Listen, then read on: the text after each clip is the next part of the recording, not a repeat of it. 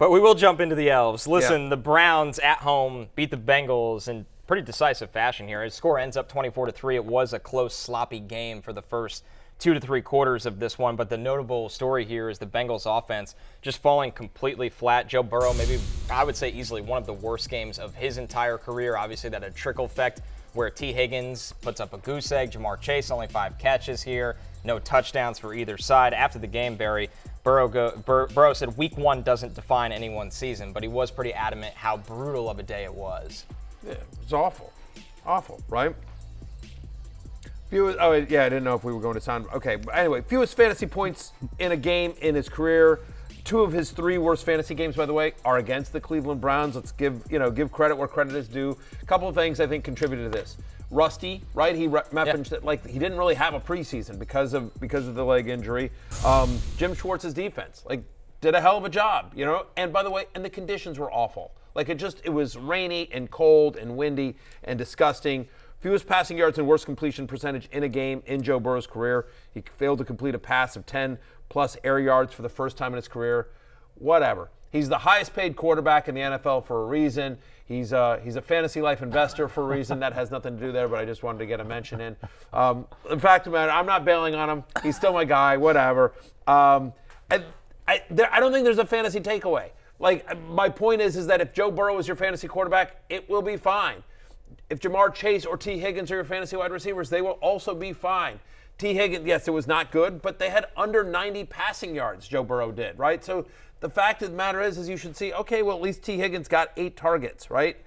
Jamar Chase, 4th worst fantasy performance of his career, but 3 of his 5 worst fantasy games are against the Browns. I don't know. I guess I'm just sort of it's week 1, it is what it is. Remember, and I want to give a shout out to my guy Ian Hartitz, because Ian Hartitz made this comparison on the Fantasy Life Reaction Show, and I thought it was a great one. Remember a couple years ago when the Aaron Rodgers and the Packers went down to play the Saints and just got their asses kicked? 38-3. Right, it was brutal. It was just one of the worst performances ever, and everyone was just oh, this is the end. This is the end. Rodgers needs to hang it up, and Rodgers was relax. Yep. It's one game, whatever. And then, oh, by the way, Rodgers and the Packers were completely fine the rest of the season. This happens from time to time in the NFL.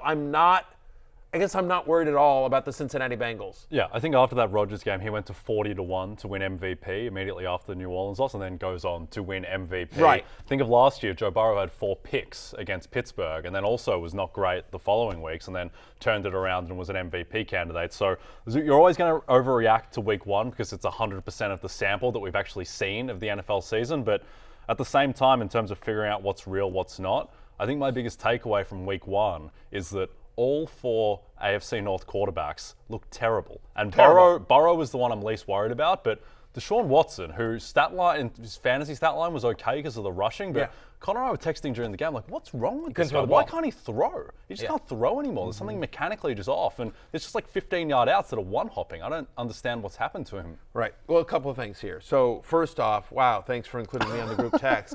What abs? Now I know where I am. We're trying not to bother you before TV. It's upsetting. It's third. Disappointing. I'm just whatever. I can ignore it if you want. Connor's out of cell reception. It just feels like I'm just, but beyond that, look, I'm not a Watson guy, right? Okay. I'm not a fan of the person, and I haven't been in on him fantasy-wise, right?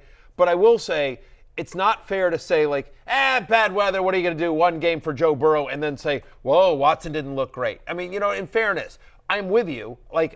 There is a longer track record of Joe Burrow being really good in the NFL more recently than Deshaun Watson, so that you give him that. But I will say that we can't. I don't know that I want to put a lot on this performance by Deshaun Watson. I agree, he did not look good. But again, the weather was brutal, and he didn't need to be good. And to your point, again, we talked about this. Last year, he was as bad as possible over those final 5 games, and he was still QB 15 on points per game basis because the rushing gives you a reasonable floor. Over 20 fantasy points in this one. He had, I believe, 45 rushing yards. He does get the touchdown. 45 rushing yards on 5 rushes, by the way, and some of them were designed runs. So, I mean, that comes with Deshaun Watson. That's part of the package. Yep. I think the thing is coming into the season, it was, all right, is Deshaun Watson the guy from Houston, or is he the guy from the last 6 weeks of last year? Yesterday, he looked exactly like the guy he was the last 6 weeks of the season. And also, the pick that he threw, He didn't throw those interceptions in Houston, from my memory. That was an awful interception to throw. I think there's also another layer to this, guys, where will Deshaun Watson even be asked to be that guy in Houston? Yep. Remember, they played from behind a lot. They did throw a lot in different scripts. And under Stefanski, they have Nick Chubb behind Deshaun Watson. They also have an elite defense. Thank you. That's exactly right. I mean, and by the way, and they're not playing indoors. And you would argue that actually in Houston, when he had peak DeAndre Hopkins and Will Fuller, right? I mean, like, he actually probably had better weapons than he might do here. Like, again, I mean, I like Njoku. Amari Cooper is a legit wide receiver one. If there's one positive takeaway, 7 targets for your guy, Elijah Moore. And also, I just want to point this out. There were 4 targets for Nick Chubb. Yep. Again, whatever. It was 4 for 21. But if Nick Chubb's going to get 3 or 4 receptions a game, that suddenly becomes really interesting for Nick Chubb. You know, he's not suddenly going to become, McCaffrey or Eckler, but he could get, like, the very next year. He could be, like, he could be number 3 running back in fantasy. Again, the passing game usage is very encouraging. On to the shootout of Sunday. The Dolphins traveling to Los Angeles and taking on the Chargers. Hang on for 1 second before we move on. Is there a takeaway, though? I mean, you're nervous about Watson, but if Watson's your starting fantasy quarterback, are you doing, like we're saying with the Bengals, whatever, it's 1 week, whatever. But if Watson is your starting quarterback in fantasy, are you doing anything about that? I don't think so, because it's still 1 week, and he still did have the 45 yards on the ground and the touchdown, so that gives you enough of a floor that even if he's not good, he still gives you the rushing, and also it's 1 week, and he still does have a lot of upside, so not dropping him or anything. That is my take right there. And if somebody in your league for some reason is panicking on Joe Burrow, says like, I'll give you give me Joe Burrow, Deshaun Watson the rest of the season. Like, if somebody's willing to make that trade, I would absolutely take Joe Burrow. But I'm with you. I think, Watson will be fine because of the rushing. Yeah, I think that highlights the bigger point. There was a lot of poor quarterback performances yesterday from guys that were drafted. I mean, we're talking about 2nd, 3rd, 4th round fantasy picks. Hey, it's Matthew Berry from NBC Sports and RotoWorld.com.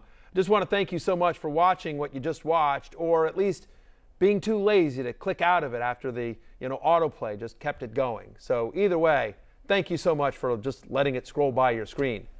And now I'd like to ask you respectfully, please subscribe to the NFL on NBC YouTube channel for the latest NFL news, fantasy headlines from RotoWorld, and betting analysis from NBC Sports Edge.